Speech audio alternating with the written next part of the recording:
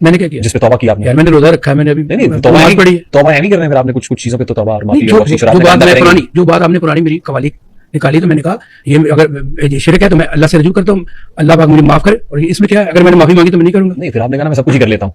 क्या कर लेते हो? सब कुछ में क्या आता है? गाना, संगीत, खवातीन, खवातीन कहाँ से आ गई? कहाँ से आ गई भाई? अच्छा मैं दिखाता हूँ आपको। नहीं आप मुझ पे क्या इल्जाम लगा रहे हैं? खवातीन की बात मैं अभी देखें गाना। शॉर्ट टॉपिक है आपके पास? जी बिल्कुल है। ये तो आपने पहले दिखा दिया, मैं दिखाना चाहता हूँ। फिर तालियां बजा दो।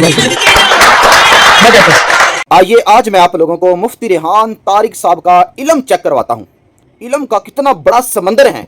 अब देखिए सामने वाला बंदा बैठकर ये मुफ्ती रेहान तारिक साहब को कह रहा है कि भाई जो पहले आपने कवाली की बात की है, अगर उसके अंदर शिरक है, सामने वाला बंदा ये बात कर रहा है कि अगर उसके अंदर शिरक है तो मैं उसे तौबा कर चुका हूं, मैं उसे तौबा करता हूं, ये पहले बात हो चुकी है। लेकिन मुफ्ती रेहान तारिक साहब इल्म का समंदर झाड़ते हुए दिखाते हुए फिर उससे सवाल कर रहे हैं, और फिर वो सामने वाला बंदा यही बात कर रहा है। अब सामने वाला बंदा अगर की कैद लगा रहा है कि अगर उसके अंदर शिरक है, अब मुफ्ती साहब को क्या करना चाहिए था? मुफ्ती साहब को चाहिए था कि अगर की कैद खत्म करवाते, अपने इल्म का समंदर बहाते यहां पर बैठकर। अब आप लोग सब जानते हैं कि मैं इसे मुफ्ती क्यों कह रहा हूं, क्योंकि ये बंदा हलालो हराम के मसाइल बता रहा होता है और शिरक के फतवे लगा रहा होता है कि ये काम शिरक है, फलां कवाली आपकी शिरक है, फलां जुमले आपके शिरक हैं। इसलिए मैं इस बंदे को मुफ्ती कह रहा हूं। और फिर मुफ्ती साहब का ये हक बनता था कि सामने वाले बंदे की अगर की कैद को खत्म करते, कहते भाई अगर मगर से काम नहीं चलेगा, वो शिरक है। फिर मुफ्ती साहब ये काम करते, कुरान और हदीस से शिरक की तारीफ को बयान करते, शिरक की तारीफ साबित करते कुरान और हदीस से। फिर सामने वाले बंदे की कवाली, जो भी उसकी कवाली थी, उसके अल्फाज को फिट करते, शिरक की तारीफ पर फिट करते, उसको शिरक साबित करते, उसकी अगर की कैद खत्म करवाते। फिर पता चलता वाकई यार मुफ्ती रेहान तारिक साहब बड़े मुफ्ती हैं। लेकिन मुफ्ती साहब ऐसा ना कर सके।